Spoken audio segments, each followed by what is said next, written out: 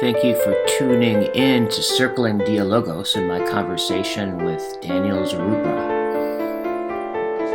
So if you are familiar with my channel, you've probably watched a number of videos with Daniel and I. But this one, I wanted to get together and talk with him and discuss with him an idea that I actually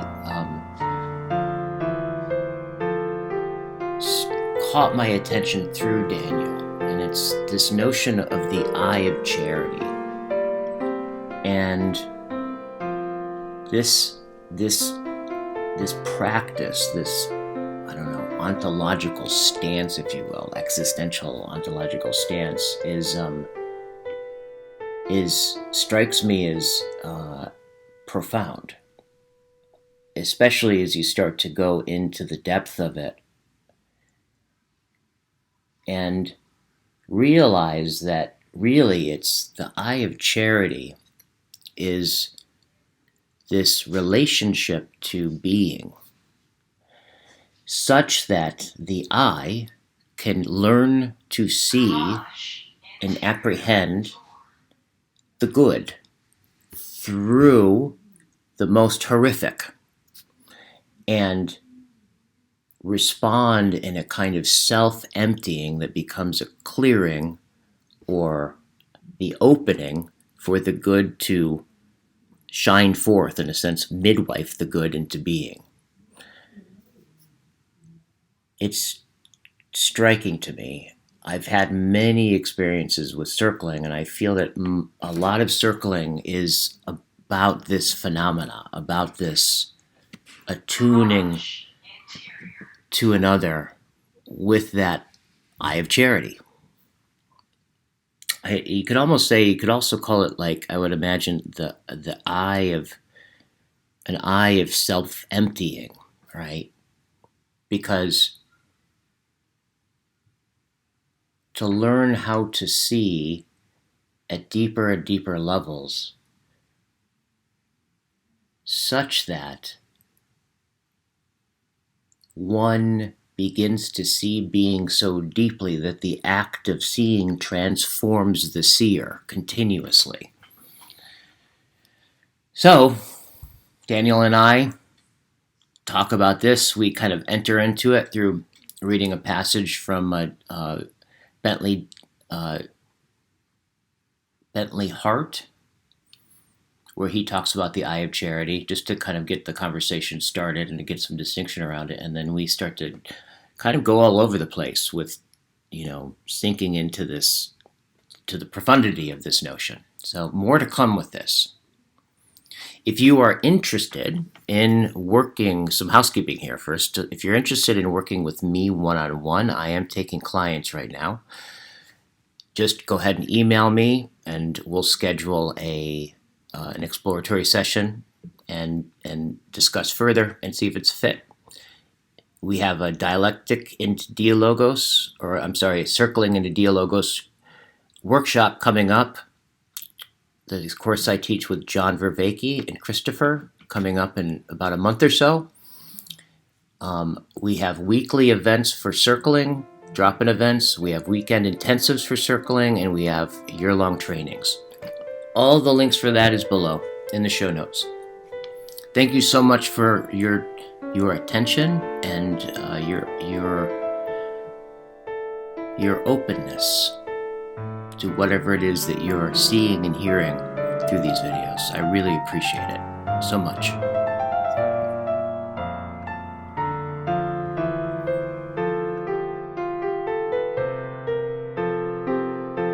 All right, I'm excited for this conversation. We've been inching around it, having this conversation for a while, but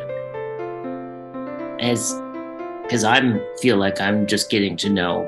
I'm just kind of getting to know what this is, to talk about this distinction called the eye of charity, which is, it's at least put in that language is a Christian notion. And I think it has so many implications about seeing, right, about the self, right? About the world. And it's precisely the thing that's really intriguing to me is this kind of way that it seems to put how you see has this extraordinary way that it ends up constituting you and the world in this profound way. And so just the practice, like thinking of it in terms of a practice of developing the eye of charity, right? It just seems deeply rich.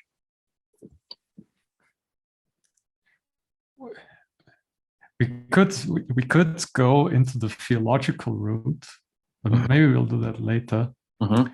But first of all, I would just like to ask you, right? Because you told me in an email that you had this intuition that the eye of charity could reveal something about the circling. Mm-hmm. Yeah.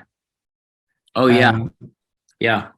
Maybe we'll talk about that first, because I think that's very rich. Right. Yeah, totally. I mean, my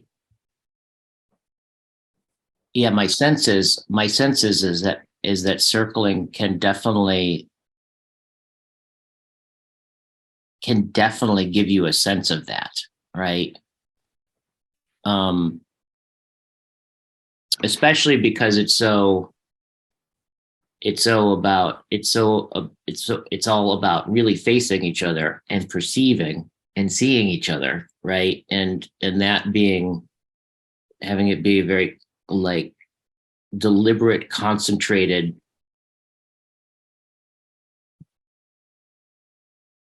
practice, right? Of doing that, right? And especially the allowing sense of the word of a kind of attention that's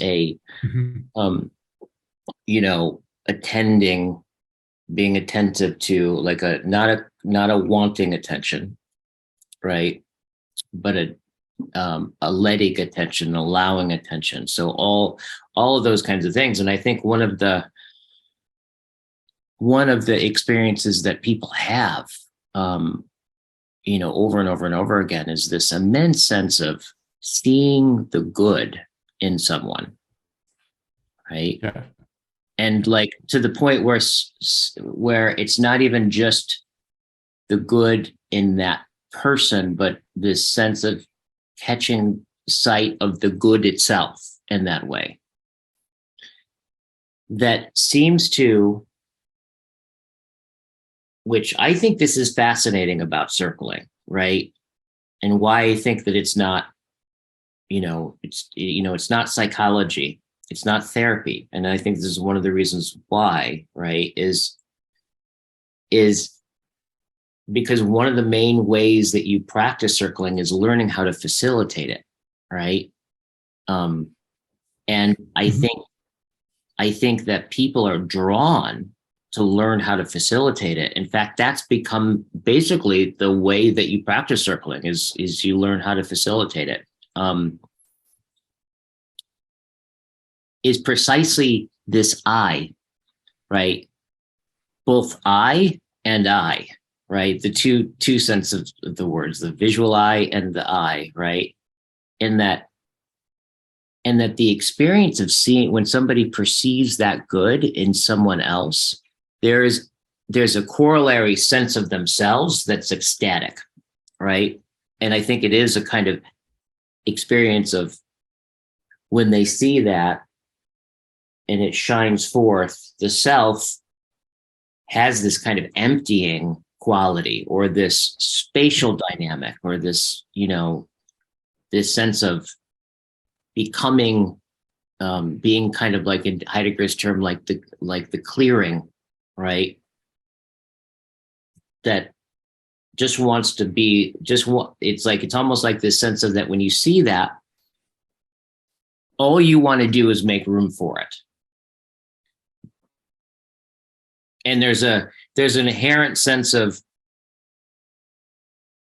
an implicit sense of humility in that, right? Because it's like, it's so clear that you're not going to be able to make enough room for it. It's just too big, right? That's part of the experience. So there's all those components, I think, that go on in circling. And that's one of the reasons why when you started talking about this, that really, I think it's catching me in those ways, right? I think so. Right, we did this practice on dialectic into Dialogos for many, many weeks, and what I noticed, and I also noticed it in this practice, in this demonstration video you did with Chris and John for the last course of yours. You start at a neutral point, and it goes on for a little while, and then suddenly we enter into the Christian element, the Christian imagination, the Christian virtues. And it's almost as if the Logos itself draws us towards these realms. Yeah. And that happened multiple times. And I just noticed it, and it was very interesting. So yeah. Perhaps just revealing something about, I don't know, the depth psychology that we are Westerners or something like that. I don't know. But I mean, it's all about letting the truth of being sway in the midst of us, of when we gather together as a group. Yeah. And what you describe about circling is okay. I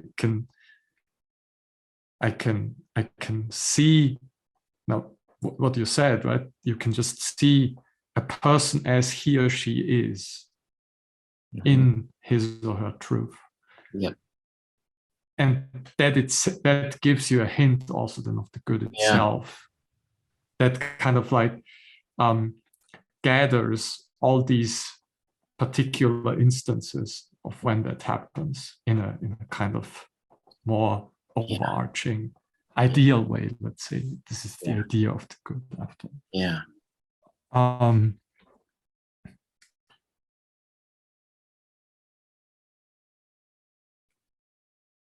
Now, the second mystery would not be what is it about charity? Yep. Yeah, that piece.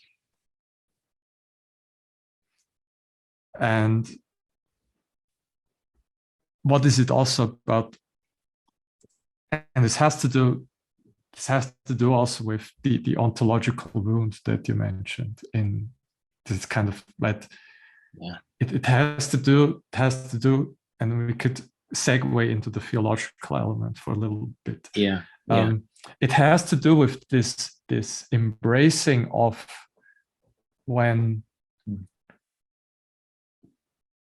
something happens which the Christian tradition would name something like evil, or when we deviate from our original telos, from that which we are supposed to be, and we kind of by sin or by evil or just by contingency, we deviate from that. And the eye of charity is that eye that is capable of seeing and bringing forth the ontological goodness, despite its being covered over by all the messiness and the contingency of our lives. And this is, I sent you this book from David Bentley Hart. This is a kind of answer to the theodicy problem, which is very, very, it's perhaps the most haunting problem in Christian theology, is this problem of theodicy. Why does God permit evil? Kind of like that seeing, that cultivation of the eye of charity is a kind of answer to that problem. It's drowning out the despair and the wickedness when, as soon as you are in a kind of, when your being is in touch with that inexhaustible fountain of a wellspring of goodness, then you're capable of seeing the good, even when it's not, it's not visible at all. It's like you can still perceive the good, even in the most, even in the most broken instances. Totally. Totally. These were my thoughts with the ontological wound. Right. Because we come up to that point. With the ontological what? You said ontological. The wound, the kind of like the scar or something. Oh, like yeah. The core wound. I think you call it the core wound. Or yeah. You're referring to this, to the that ice. was what that was what I meant. Right. Okay, got you. Yeah. So it's actually, this is just the IFG. This is very deep answer to a very deep problem, actually. Right. If we really think about that in that way. Yeah. What is the connection? Do you think it'd be a good idea to kind of read that part, those couple of pages, and in the book, sure. Yeah. I think that'll help. I think that'll help the audience to just who are listening to get kind of grounded in the distinction. This is a page. I think you said it was like page 58 or something. Yeah. Do you want to pull it up? Because I could also read it on my. I have it here. So here, I'll put it. I'll put it up here.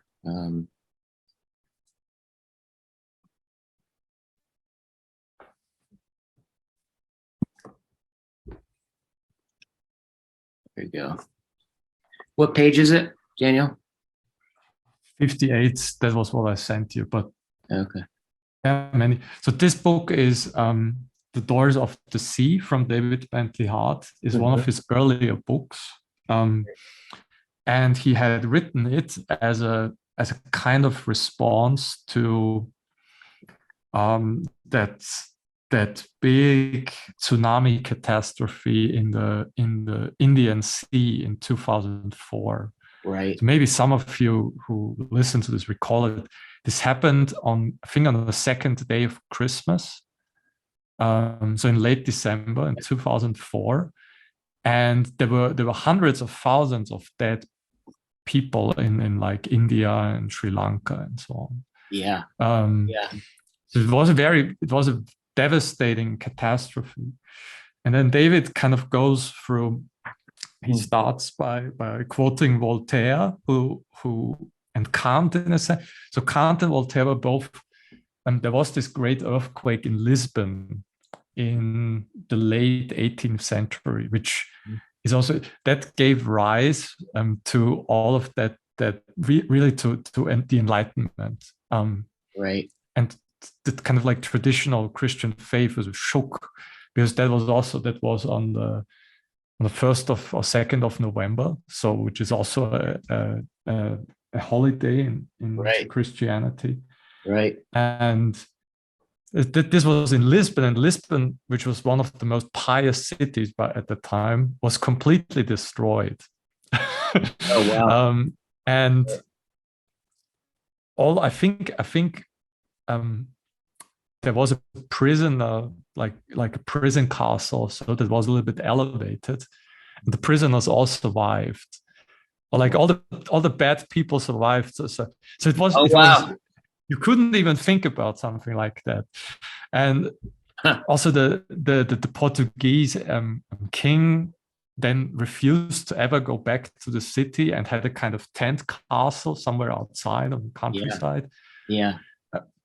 But the most important, it was really a massive event also just for the intellectual atmosphere back then. Yeah.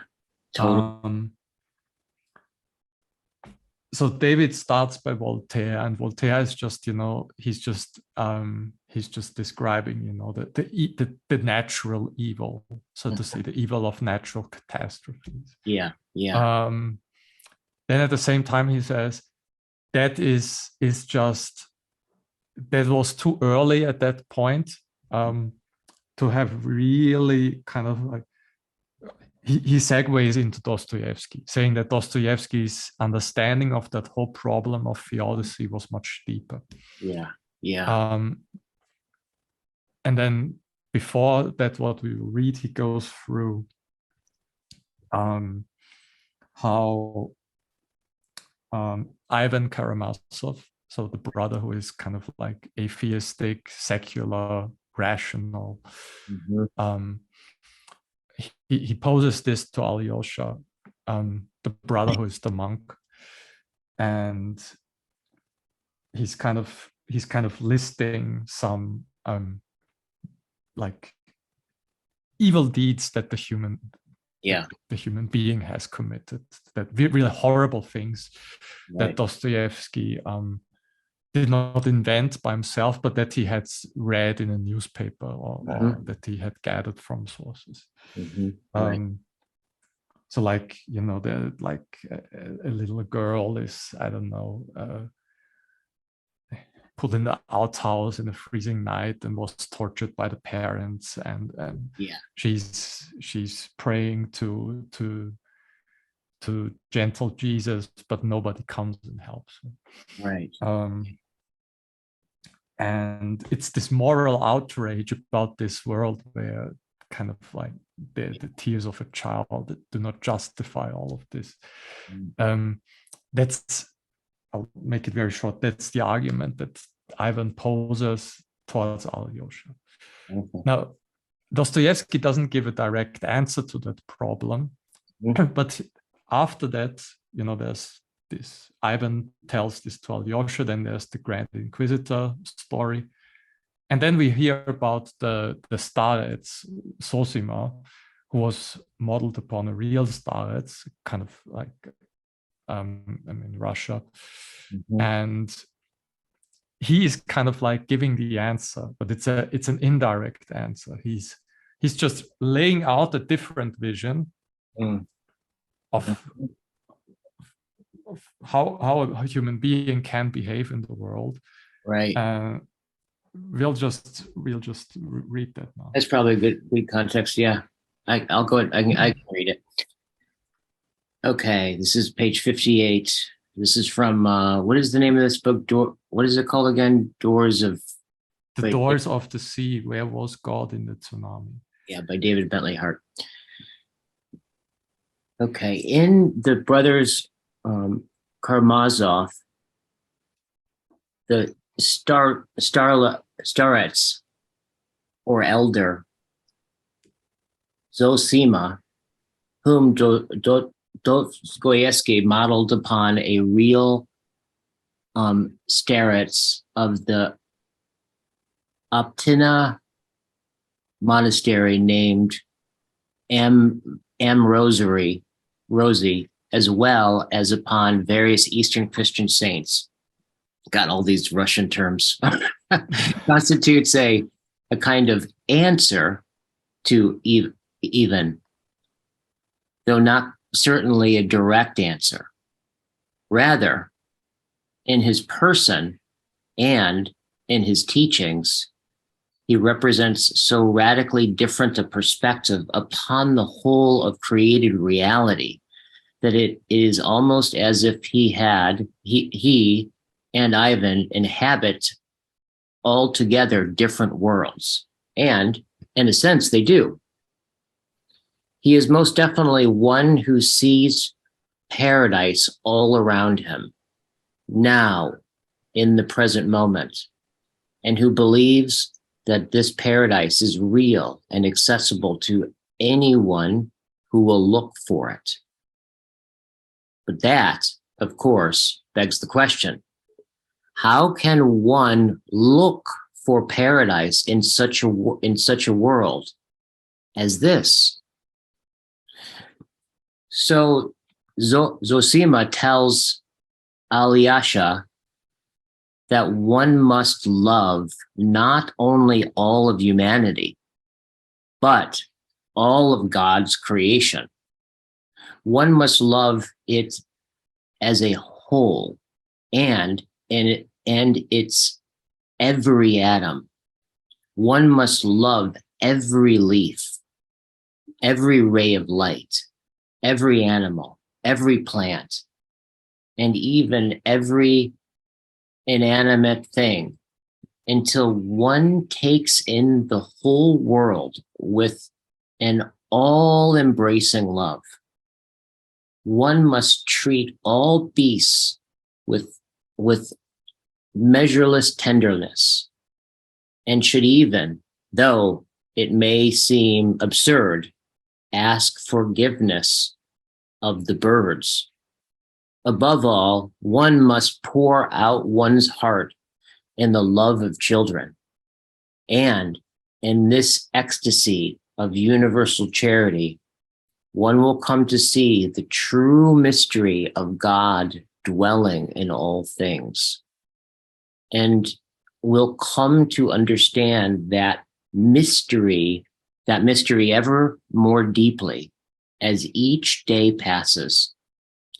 It is not difficult to recognize in the background of Zosima's discourse the influence of the teaching of Saint Isaac the Syrian, so beloved in the Eastern contemplative tradition, and to hear an echo of the most celebrated single passage from Isaac's mystical treatise. So, I mean, that was just what we just read was profound. So he's basically saying, like, so a couple of things. So it's possible to see essentially the good through loving all that is, right, so deeply that it's all you can see. It's essentially the possibility that's being drawn out here. But the question, then there's the question, right? Well, how can you when it's decrepit, right? Yeah. So he goes on. Let's see, where am I? 58. I can also take over if you like. Yeah, go ahead and take over. Passage, guys. Right. What is a merciful heart? A heart aflame for all of creation, for men, birds, beasts, demons, and every created thing. The very thought or sight of them causes the merciful man's eyes to overflow with tears. The heart of such a man is humbled by the powerful and fervent mercy that has captured it, and by the immense compassion it feels. And it cannot endure to see or hear of any suffering or any grief anywhere within creation. Hence, he constantly lifts up tearful prayers for God's care for and mercy upon even unreasoning brutes and enemies of truth, and all who do him injury. He prays even thus for the family of reptiles, on account of that immeasurable, godlike compassion blazing in his heart. To see the world as it should be seen, and so to see the true glory of God reflected in it, requires the cultivation of charity, of an eye rendered limpid by love. Maximus the Confessor taught that it is only when one has learned to look upon the world with selfless charity that one sees the true inner essence, the Logos, of any created thing, and sees how that thing shines with the light of the one divine Logos that gives it being. What the Christian should see then is not simply one reality, neither the elaborate, benign, elegantly calibrated machine of the deists. That's Voltaire's God, by the way. Okay. Smoothly and efficiently accomplishing whatever goods a beneficent God and the intractable potentialities of finitude can produce between them, nor sacred or divine commerce between life and death, nor certainly nature in the modern mechanistic acceptation of that word. Rather, the Christians should see two realities at once. One world, as it were, within another. One, the world as we all know it, in all its beauty and terror, grandeur and dreariness, delight and anguish. And the other, the world in its first and ultimate truth, not simply nature, but creation, an endless sea of glory, radiant with the beauty of God in every part, innocent of all violence. To see in this way is to rejoice and mourn at once, to regard the world as a mirror of infinite beauty, but as glimpsed through the veil of death, it is to see creation in chains, but beautiful as in the beginning of days.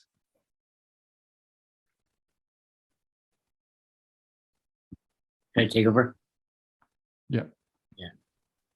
How many more pages is there of this section, would you say? What's coming? I don't know. Okay, well, I'll just keep reading. Christians sometimes find it exceedingly difficult to adapt the cosmological idiom of the New Testament. And while this is understandable in many respects, it can also yield extremely unfortunate results.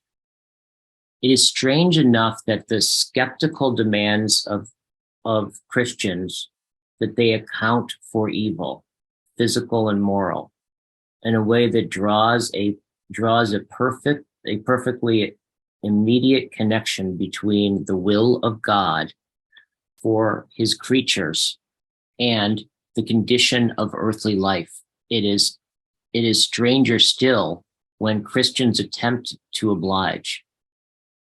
For the scriptural understanding of evil has always been more radical and fantastic than anything that can be fitted either within a deistic theodicy or, for that matter, within any philosophical indictment of such a theodicy.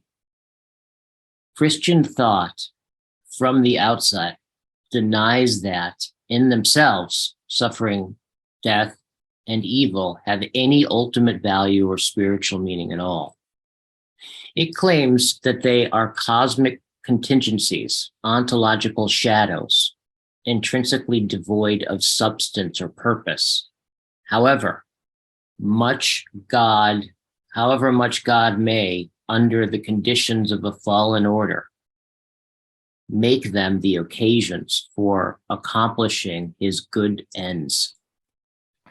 Perhaps no doctrine strikes non-Christians as more insufferably fabulous than the claim that we exist in the long, melancholic aftermath of a primordial catastrophe, that this is a broken and wounded world, that cosmic time is a phantom of true time, that we live in an unbridled interval between creation in its fullness and the nothingness from which it is called, that the universe languishes in bondage to the powers and principalities of this age, which never cease in their enmity toward the kingdom of God. Such language, of course, can strike even many Christians as mythological and dualistic. Some certainly seem to fear that if they lend too much credence to the idea of a fallen order actively opposed to God, they will thereby commit themselves to a form of fundamentalist literalism. Alternatively, there are those who suffer from a palpable, acute anxiety regarding the honor due to divine sovereignty. Certainly, many Christians over the centuries have hastened to resituate the New Testament imagery of spiritual warfare securely within the all-determining will of God, fearing that to deny that evil and death are in the left hand of God's goodness in creation, or the necessary shadow of his righteousness would be to deny divine omnipotence as well. Let's maybe stop there. Yeah. So I'll just break that apart. So David is in a sense critical of all of those Christians who try to see a kind of meaning in death. Yeah. For example, when you have a mother and the son dies in combat somewhere, and they would then say, oh, this was all part of God's plan. This was a necessary death. And then he would say, no, no, no, no. Like death and evil, these things are this is like our enemy. It's not part of God's plan of creation. Yeah. And this is a little bit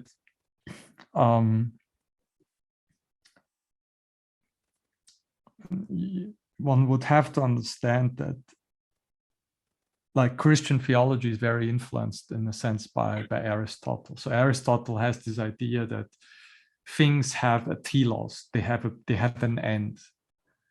So when you have a seed of a tree, let's say, then the end of that seed is to become a full tree, a tree in its fullness. So when you have a little child, then the end of that child is to become an accomplished human being.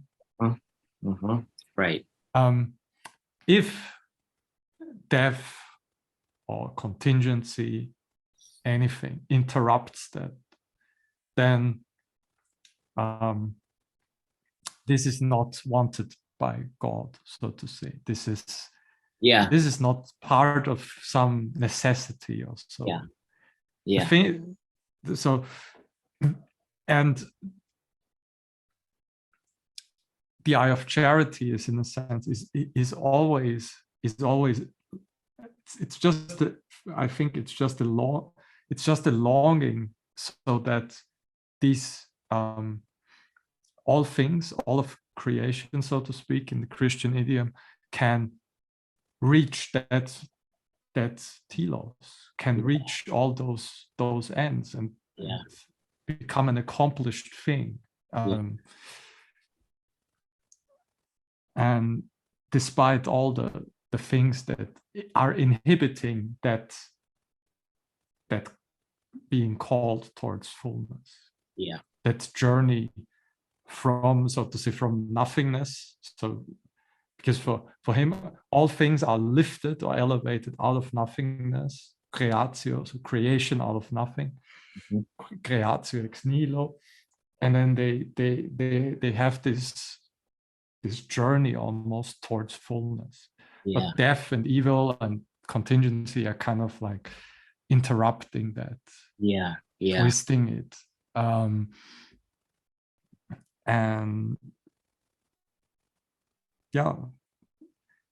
then the other thing is that, so evil is like a parasite on creation. That's also a Christian thing. So a parasite is, right, a parasite has no substance in itself. Parasite can only exist by kind of like going to something and kind of and so evil in that sense has no substance. All things have substance. So for Aristotle, so ousia, right? I have a substance and a tree has a substance and so on. But evil does not have a substance. It's a kind of it's pure privation, so to speak. Got you. So that's why also God is not its cause for the theological tradition, right? Because God can only cause something that has a substance, but evil does not have a substance, so God could not have caused it. It came into creation through the fall in the Christian mythological thinking. Right. So it's an enemy that can be conquered, drowned out by some things like the eye of charity, Christian virtue or something. Got you. So I'm hearing, so one of the things I'm hearing is that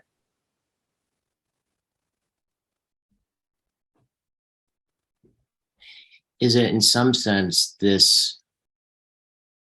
is a an intuition of wholeness, of being, as and the influence of Aristotle here on things have their telos, right? And that telos, right, is ultimately about the good, right? And so when there's an interruption in that, right, there's an interruption in the goodness itself. And that one of the ways you can look at the eye of charity is, in some sense, a way to comport yourself, right, in the face of essentially tragedy, right, of loss, of despondency, of all the myriad of evil, sick, and decrepit kind of things and people and events, and that the practice is being able to, in some sense, see through the appearance of those things into and perceive the good. Yeah, And not to mistake the false, so to say, because evil for the Christians is like a shadow. It's illusion. Yeah. And not to think it as something real. Yeah. Because that's the kind of temptation. Right. But to see beyond it and see the goodness that still wants to come out and be out in the open and manifest itself.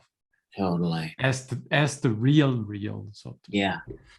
And so the eye of charity can see that real in some sense. And in seeing that real, is it draw it out? Is it so the charity part? It's funny. I think I only have just a real cartoon image of charity in my head. I haven't thought about charity exactly, but like, is it correct? Am I correct in this in thinking that the eye of charity, that the charity is the appropriate address to the good in this way, right? It's like, it's a way, it's that self-emptying, right? Of like, in some sense, you're midwifing the good, right? Or you're midwifing the real. So when you go and, you go to a homeless shelter or something like that, right? And in the midst of all of this brokenness and this fallenness and all of that, the way you respond, right, is you go there and you give, right? You give your time, your attention, and in some sense, it's a kind of midway. It's a seeing the good there and drawing it in the charity. The charity is the response and the kind of like the room making or the contributing to, right?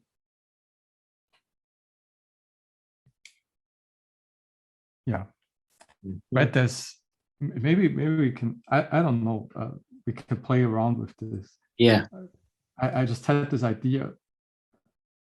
Maybe the eye of charity helps us to become, that our existence becomes symbolic in a sense. But symboline just means to put together. Yeah. And in a sense, right, what is interrupted is, from that particular thing, the journey towards the accomplishment in the fullness of its final end, so to say, its telos. Yeah. So what the saint is somehow he's going in there, and then he becomes the symbol. So that broken person perhaps can glimpse again the good, and then the saint becomes the joint between the good and himself. Right. Okay, got it. So it's like symbolically, so that the eye of charity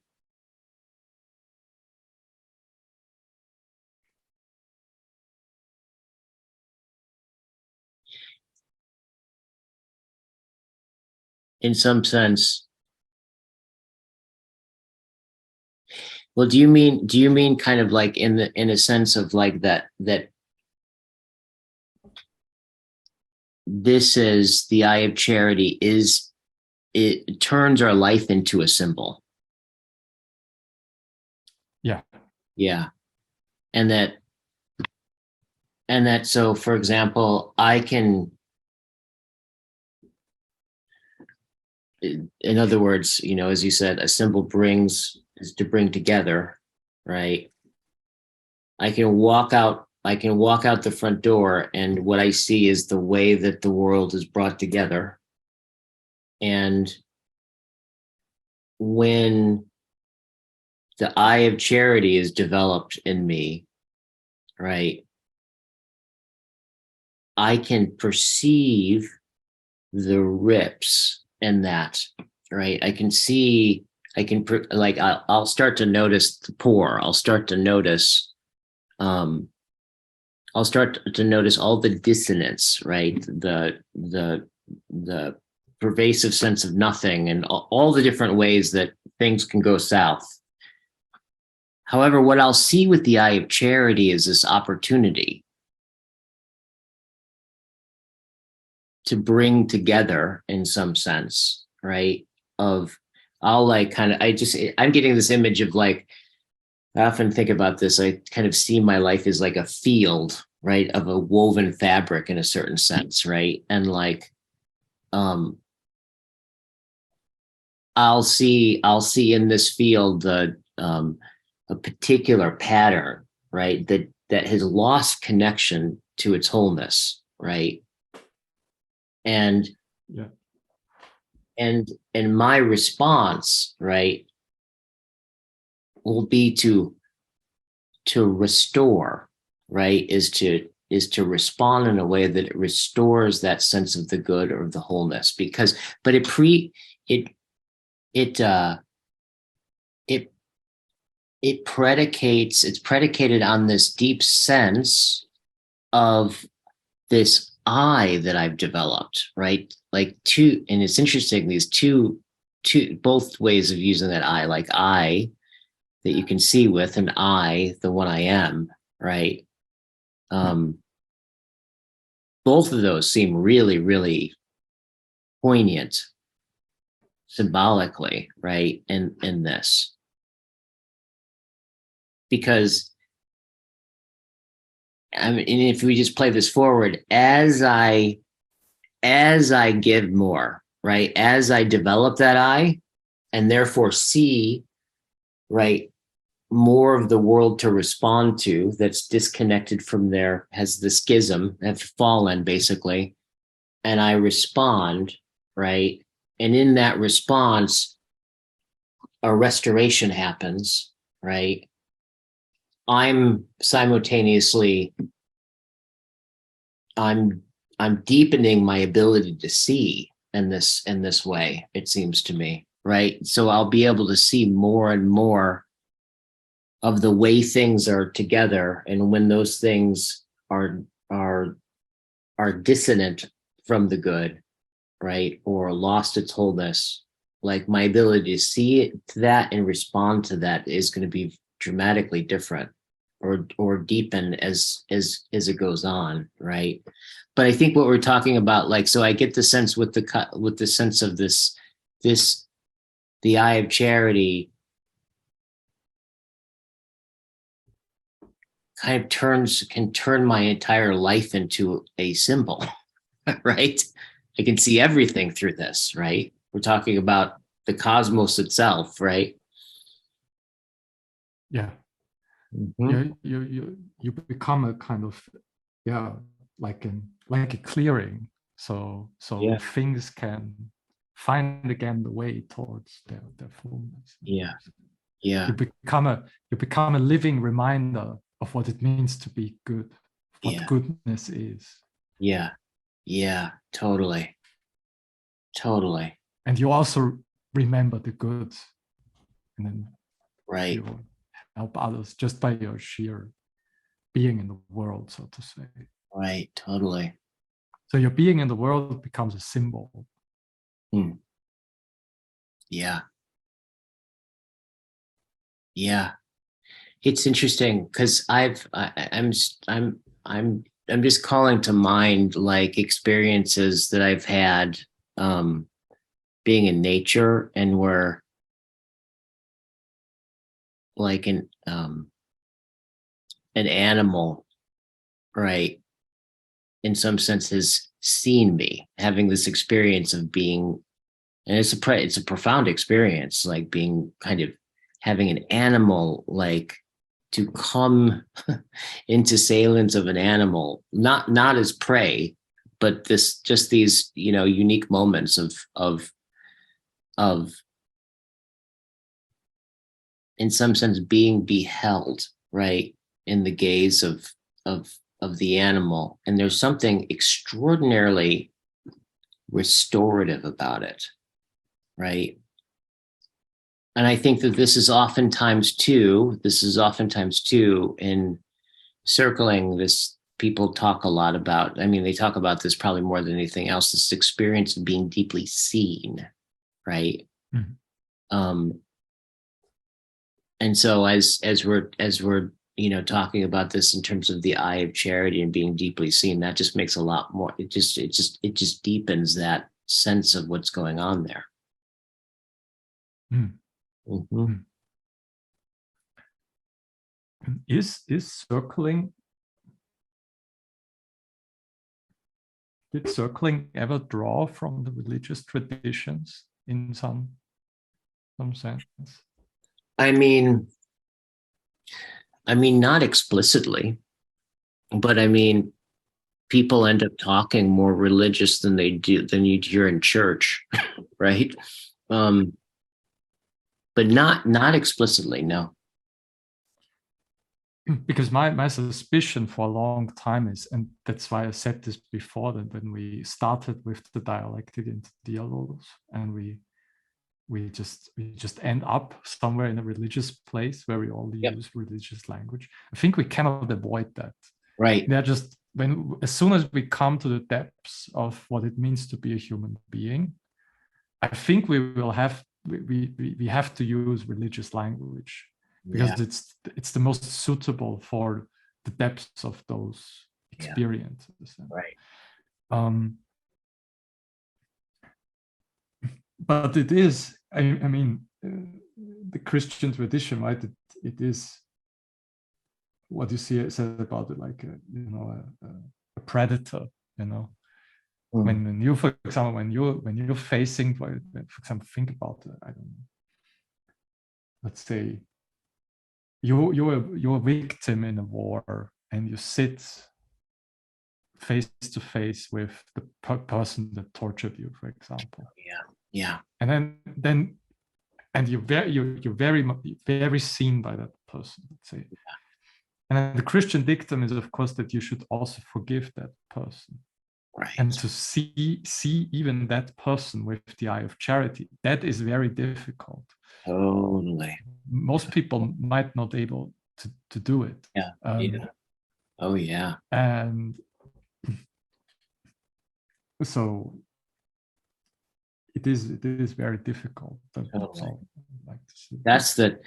I mean, that's one of the things that, I mean, it really strikes me about it's difficulty. However, it seems like in some sense it's the kind of difficulty that is it is symbolically it is the challenge of existing, and having a relationship with your own existence, right? So for that, how do how do we relate to wrongdoings by other people? How do we relate to when you feel betrayed by somebody, or you're lied to, or somebody falls apart, right? Or this tragedy happens. Like we're always already responding. What is it that's guiding that response, right? In some sense. And And just to say it, right, Ivan says in the Brass Karamazov, right, he poses that what I just said more or less to Alyosha, and Alyosha's initial response is, no, we shouldn't forgive these people, Yep. those people who did evil. Yep. And so it is perhaps very difficult. So David goes then, right? Yeah. With the Indian Sea, when those the calm ocean suddenly becomes like a monster that devours you, right? The waves just come and devour you, Right. and destroy everything. Right. And to see then, to remember again how also that very same ocean can be, tranquil and beautiful and Yeah. peaceful and everything. Yeah. And so it is with human beings. It's so perhaps with all creatures that kind of go through a development, kind of like a genesis in some sense.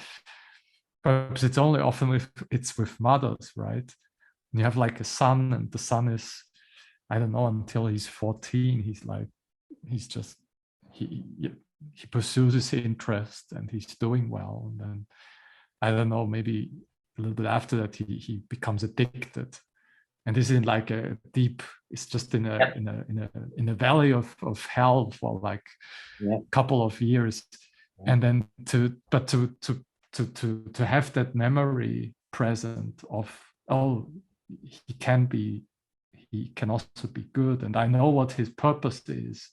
I know what he can be when he is accomplished. Yeah. To have a glimpse of that and keep it in memory, then that can really help you to have a kind of eye of charity towards somebody who is really has become warped by all of the things. Totally. Well, and would you say that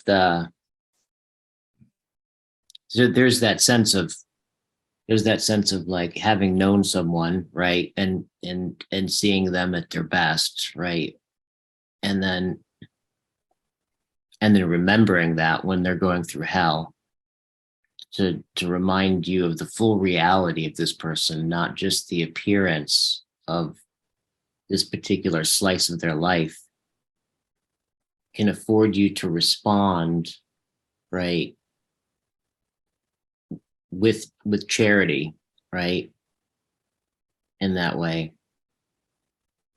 And what's really interesting to me is, like, in some sense, the phenomenology of actually, what is it to look that tragedy right in the face and actually see the good, right?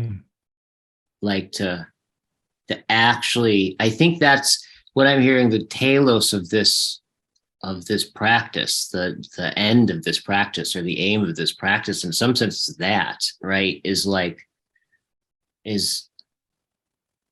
in some sense, you look at the poor and, like, you're actually able to see God right there, right in the middle of the worst, most tragic, depicable situation, right, and horror, that one has eyes that can actually see and perceive the good, right? Yeah. In that, like, that's difficult, but it's deeply, I can't think of anything more inspiring than that, right? Yeah, and you would see that all of these appearances, you would see them as appearances. You would see them in their falsity. You would see that they're not real. Yeah. This is just a shadow of the real, right? The real being of that person, that thing, or so. And in some sense, I hear there also when Heidegger talked about, the shepherd of being, all of that kind of stuff, that we as human beings, so Dasein is care, right? So that our task is, in some sense, and this is a very deep ontological feat, like constituent of our being in the world, is taking care and bringing things into what they should be, into their truth, into their suchness. Yeah. Yeah. And Yeah. a good example for that, by the way, is wine. That's why Heidegger talks in the Thing essay. He talks about wine. Why? Because only when you have grapes, but grapes without the human being are just grapes. But in order to kind of perfect them, and to make them into this very rich Yeah. thing we called wine, Yeah. that in order for that, the human being, the labor of the human being is necessary. So is it with child raising, right? The child cannot grow by itself. Yeah. The human being is called to Right. take part in this journey. Right. So we are always, this is like what we just have to do as human beings. It's just always, we are really an integral part. By self-emptying, Yep. we can help other things come into their fullness. It is. Yep. Yep. And that's really a deep ontological task Yeah. that we have as human beings, Yeah. that we are in this interval, so to say, between heaven and earth, or nothingness and fullness. Yeah. Yeah. And and like you were talking about in the email, I mean, one of the things that you talked about in the email, I had asked you, would you see kind of dialectic and dialogos and circling as a way of a practice of this, of developing the eye of charity? And you basically said, well, it depends on the metaphysics, right? Of of Yeah.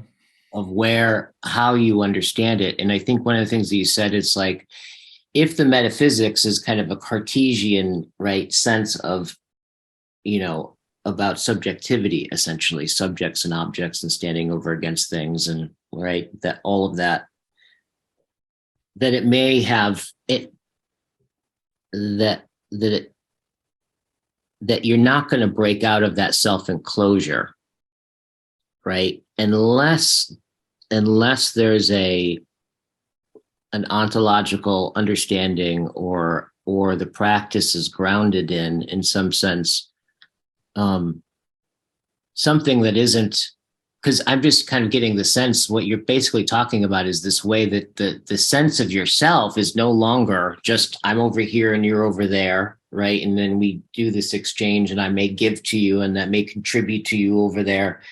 But what we're really talking about is this kind of way where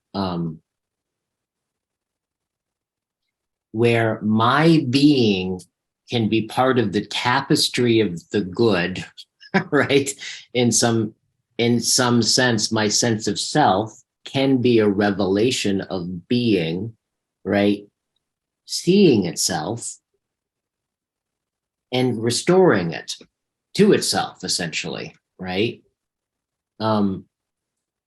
Like these, I mean, it's just the radical breaking free of the self-enclosure of subjectivity, right, is huge in this. It's like the opposite of that in some sense. Yeah. Yes. I can't, you said it very well. I can't add anything to that. Hmm. No, it's I think from what I get from a lot of the therapy and so on, that they are still very much enclosed in subjectivity. Yeah. Yeah. Yeah. And I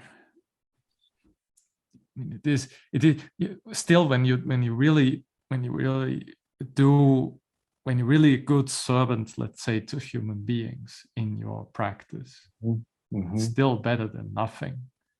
Mm-hmm. But what I have in mind is a little bit more ontologically rich, I would say. And by the way, I mean, this is also this. I think this has to do with this problem of subjectivity. In my experience, a lot of people, that there's this anxiety around religion in the therapy world, and this is a different conversation. But I still feel that that there is an anxiety around like these more religious matters, ontological matters. Yeah. Yeah. You mean within the field of psychology, kind of in therapy? Yeah. Yeah. Yeah. Yeah. Oh yeah, totally, totally. I know that. I mean, in some sense, you can see this. Well, I actually started reading A.H. Almas's Pearl Beyond Price. It's been reading and kind of riffing on it and uploading it on the YouTube channel. And what he's trying to do in that book, as I'm realizing as I'm reading it, it's actually he's directly trying to address the schism, right, between, in essentially the two worlds mythology, right? Um, uh, that's practically, I mean, that, and he's in Almas is going into it through opening it up through this dialectic between what he's calling the man of the world and the man of the spirit, right? And looking at that religions, pretty much across the board on some level have this schism happening, right? A sense of separation, right? At least how it's practiced, right? Um, and so Almas is basically saying, trying to open up. And it's funny because he's actually doing it through psychology, right? Because in some sense, especially the East, um, Buddhism and Hinduism and stuff like that, they all have models they all have intricate understandings, right, of the ego structure, right, as a structure, right, and the way that they see it. I mean, some emphasize more of the activity aspect of it, some of it kind of emphasize the entity of it, right, but all of them, right, have a basic sense of the individual structure and of the finite sense of self, and but value, right, and privilege the impersonal, right, in some sense. And as long as there's that split or a schism between the two, right, it seems like you're always, I mean, you could also see this in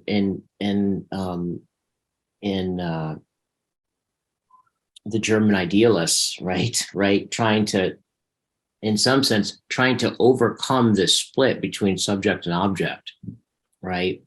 Um, but presupposing it in order to do it, right? And so Almas is basically saying, right, no, like if we go deep into, I think what he's talking about is if we go deep into the very sense of personalness itself, right? What is it to be a person, right? Itself is is is that the sense of personalness is not an attribute of an individual cut off from being, but that sense of personalness is in the structure of being itself, right?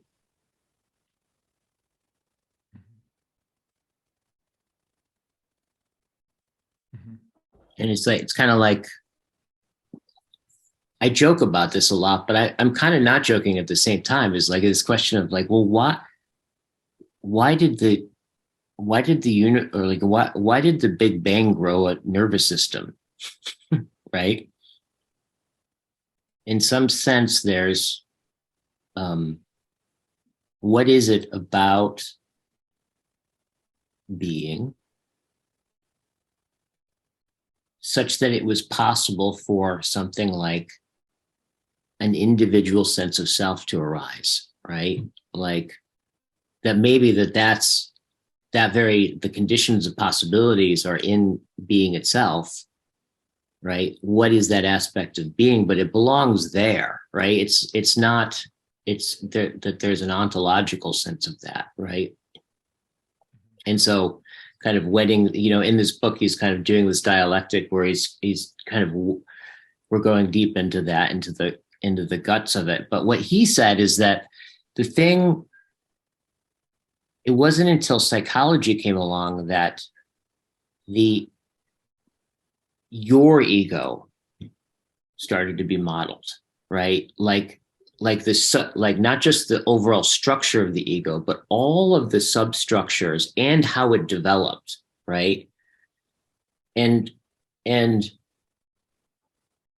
therefore that kind of created this possibility that Almus is taking up, right, in his project, right, which is, well, if we go deeply into understanding, right, all of the psychological distinctions that only came along like 100 years ago, started coming along, that addressing that, right, if it's really true that this sense of personalness is implicitly belongs to, right, to the impersonal, that if we can deeply dive into what psychology opened up, that it will lead us back into the impersonal in that sense, right? Yeah. So that the personal will in its depths reveal something about the impersonal. Yep. Yeah, totally.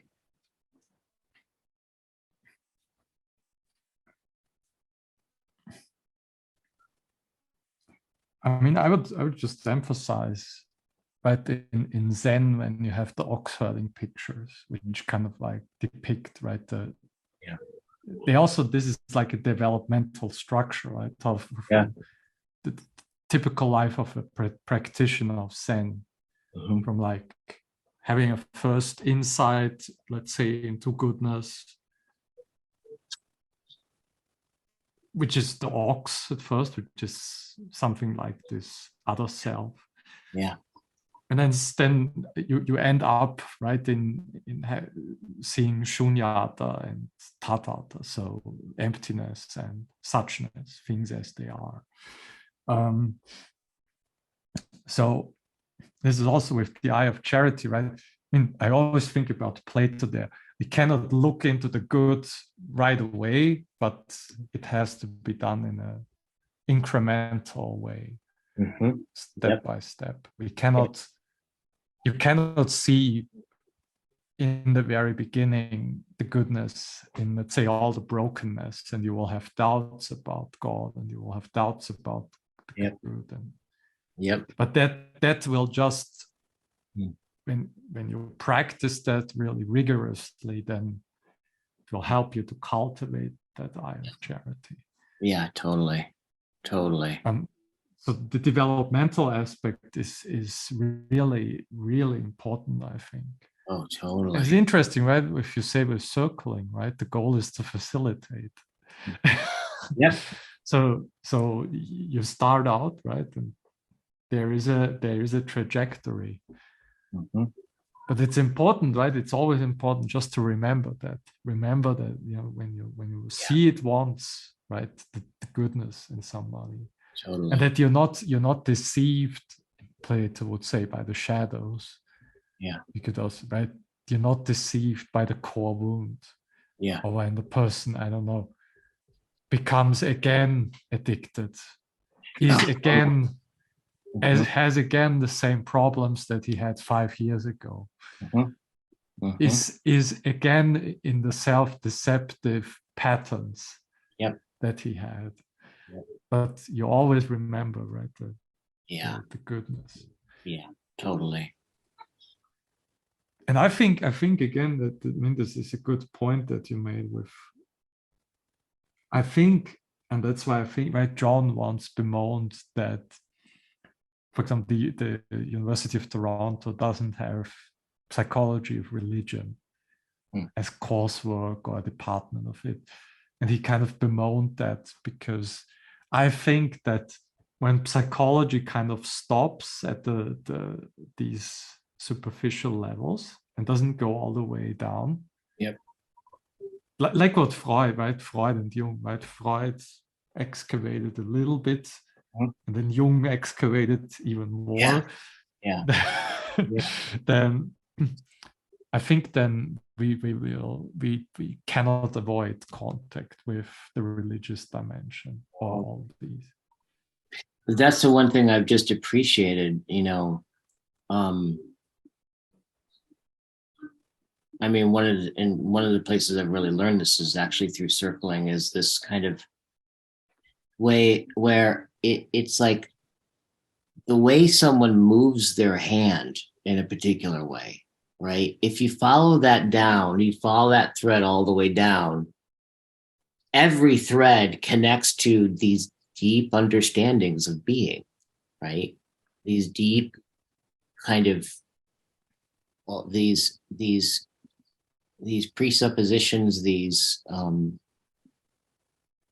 things about time, right? Understandings about time, about space, about like, it's like it's that there, especially for human beings, it's that you could see this in this is why actually it's very difficult to draw in art school, right?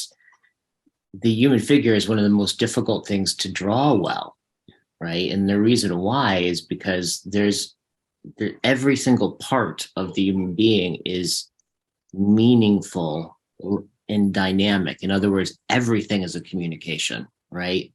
Every single thing is a communication, right? And so when you draw, like, the challenge is like having all of that, every single part of what you draw, like, if there's any dead spot in there, it's going to be less and less human, or shine through the human being. So just that sense of like, and in circling that, just that sense of the most, I can, so I can think of just so many times where it's like somebody starts talking about just something apparently inconsequential, right? And then we hang with it for a second, and that opens up to this other thing. And then it opens up over here, and then it opens up over here. And pretty soon we're in this kind of revelation of their understanding of what their whole life is about, right?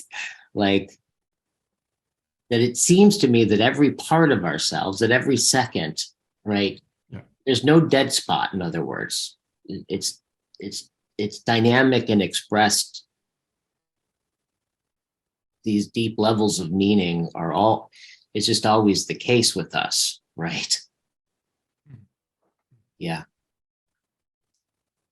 Just maybe to say one other thing is, we talked about eidetic deduction like a year ago, and I Yeah. think the eye of charity is, in some sense, it's the same. Bingo. It's like it's the same. We just draw forth. We presence that whole. Yeah. That is beyond all the parts, but that somehow all the parts are geared towards that whole, a Right. longing to be in a kind of Yeah. participation with that whole. Yeah. Yes. Yes. And then again, the human being is just the symbol, so that contact that can happen. Mm-hmm. The idols can, like the idols and the parts, they are wedded together, Right. by the symbolic Right. participation of the virtuous human being, let's say, Yeah. the philosopher, Right. the Right. person, the saint or the sage or so. Yeah. Yeah. Yeah. And right, and John also talks about how, right, what the child is to the adult is the adult to the sage. And I would say, right, there's again a developmental element to Right. the eye of charity. So Yeah. Totally. Totally. Right. and that's just something we need to, I think, bring back in our culture. So Yeah. that there is a very important role that the philosophers or these saints have and play. Right. Oh, totally. Yeah. Yeah. And I think precisely about this, precisely about this element of this learning how to see, right? Because there is this kind of quality, like one of the things about when I say, like, when you see the goodness in somebody, if it's really difficult to describe what that is, right? What do you mean when you say that? What are you perceiving exactly? Like, it's very difficult to talk about that. However, the experience of it can shine forth, like with just, there's a self, it's reality, right, that comes forward. And I think one of the things that you see is this way that, in some sense, just what we were talking about, right? To be at all is already to yearn for being as such, right? Like that that it's almost like, it's like even in the most evil of acts, right? If you inquire deep enough, right? The What's actually desired, right, is good. It may be seeking it at the wrong address, right? But that sense of, just that sense of that, I think, like in Plato, he talks about this, right? About, like, in some sense, everything is oriented towards the good. The good is always operational, right? In in some deep way, right? That you can't not be and want the good, right?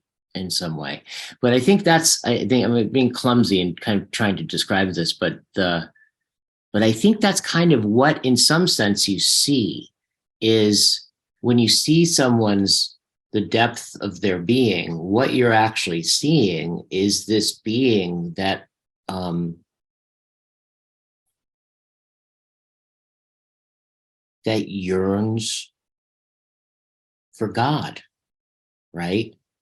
Like in its guts and its very constitution, right? Like, um, so to really see someone in some sense is to see something like that, right?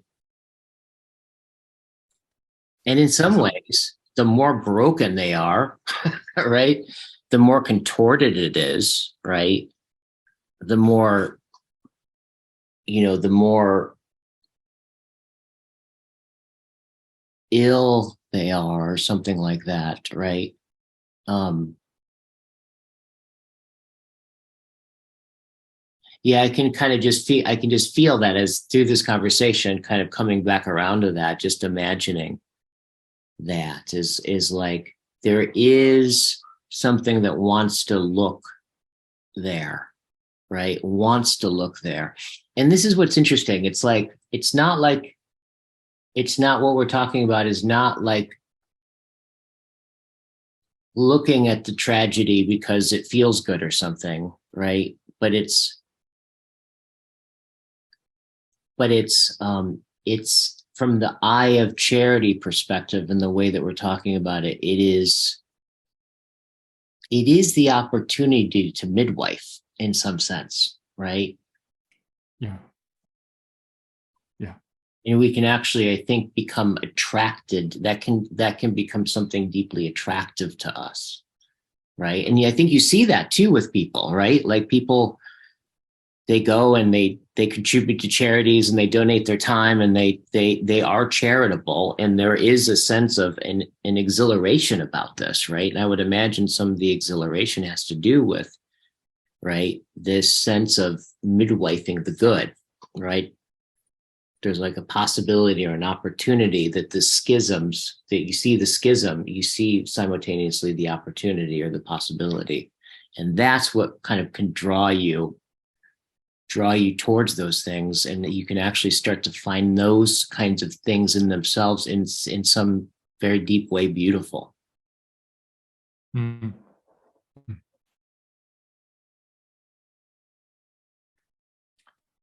there is now another mystery is how dialectic into Dialogos helps us to Mm-hmm. that's just one thing I just have in mind, how Yeah. dialogue helps us to gather the good. And Yeah. Right. that's just because right, charity, through charity, I think, charitable people are also very good listeners. So it has to do again with this self-emptying and knowing how to respond and when to respond, Right. and knowing how to listen. And Right. maybe we can even say the ear of charity as Yeah. well, not just the eye of charity. But Yeah. There are different senses, right? There are different senses, right? But it's really interesting to think about that, right? Yeah. I said this in a conversation I had a while ago. I said, I think actually we can, that what philosophers always talk about, mainly they talk about seeing, right? Talk about seeing a lot, maybe a little bit about listening. Yep. But when it comes to the other senses like touch or taste, Mhm. because I think you can also touch the good and taste the good. And the eidos is the gathering of all senses. But that's very like, because I think I tasted that. I tasted some, and cooks, when you're really good cook, then you can presence the good in Oh yeah. the Oh meal. totally. Oh totally. Yeah. Absolutely. Absolutely. But Plato, right? Plato identified the eye as a kind of meeting point between, and Heidegger also does this, right? In Ereignis is an eyeing as well, an Oh, it owning and is. an eyeing. Yeah, Oh, I it's didn't know that. owning. It's a middle word between owning and eyeing. So Huh. Oh, interesting. Interesting. A middle word between owning and eyeing. he had both. He had both playing. So in eyeing Yeah. and owning, and he had both meanings of this word in mind when he came up with that. And eyeing in terms of the Yes, eye. yeah, Yeah. yeah, the Yeah. eye. And own and owning. Oh, interesting. So it's both an eyeing and an owning. In the en owning part of that, see this Aragnes, the Aragnes is just this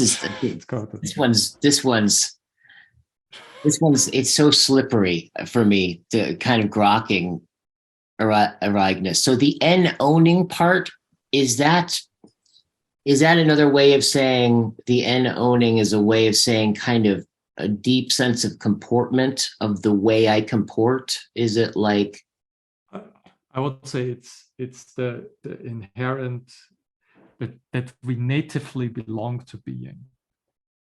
okay? We are intimate with being. Mm, We have a very, as human beings, we have a very intimate knowledge of being that only human beings have. It's this openness to being that yeah, we can even talk about something like being. yeah, Um, that we are almost in being, yeah, but it also has this dimension of seeing, because again, Plato, the eyes were kind of like where being or and the human being kind of meet, something like that, when I remember it correctly. He mhm, says that somewhere. Um, so yeah, but the other taste, I don't know with the other taste. I think at the other senses, I think we can, with all senses, I think we can remember the dimension of being. right, But it's with the other senses, it's not so obvious. Perhaps yeah, it's yeah. more difficult. Well, it's like it's funny with something like taste. It's like this strikes me as so much more obvious, right? In some With way, taste, it's very obvious, right? yeah, right. So Smell is a lot more obvious, right? Like It's funny when I think about it in terms of these other senses. It's like there's something.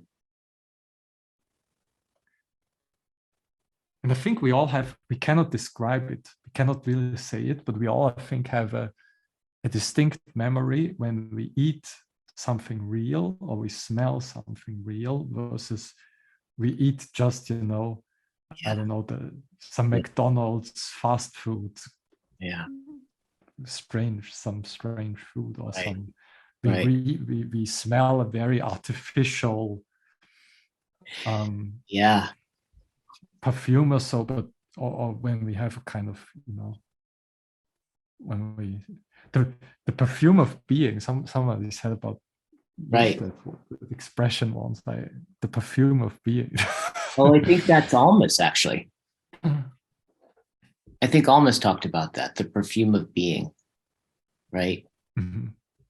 It's like because I know that there's also Steiner, Rudolf Steiner, who's the one that started the The Waldorf school. Waldorf Yeah. schools and stuff like that. He's got a whole understanding of the senses. He says there's like 16 or something like this, but like um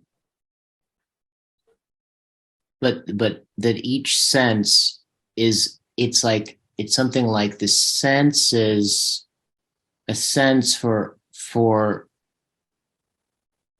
Steiner is something like the way the body thinks, right? Different ways that the Mhm. body thinks is through a particular sense, right? And so like smell would be the moral, right? Okay.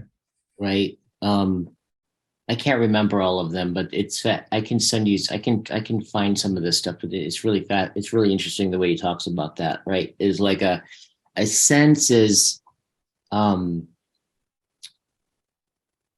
it's both an organ and a capacity, right? Mhm. So for Yeah. example, like if you listen, if you could just imagine, you go to like to a symphony, and I have you close your eyes and I say, okay, now listen for the the violins. Right? The question is what sense did you use to find the violin? Mhm. You had to sight, you had to look, right? So there's that kind of way. So does it make sense? It's like you're listening, right? And you hear the music, but in order to find the violin, there's a different capacity that you're using. You actually have to see, right? So it's like there's these ways that senses are both on one level they're an organ, but they're also these capacities that happen in other senses. Mhm. Good talking with you, my friend. I have to get going. I have to get going too. This was good. Yeah. Until tomorrow, right? Yeah. See you tomorrow. Bye bye. Bye.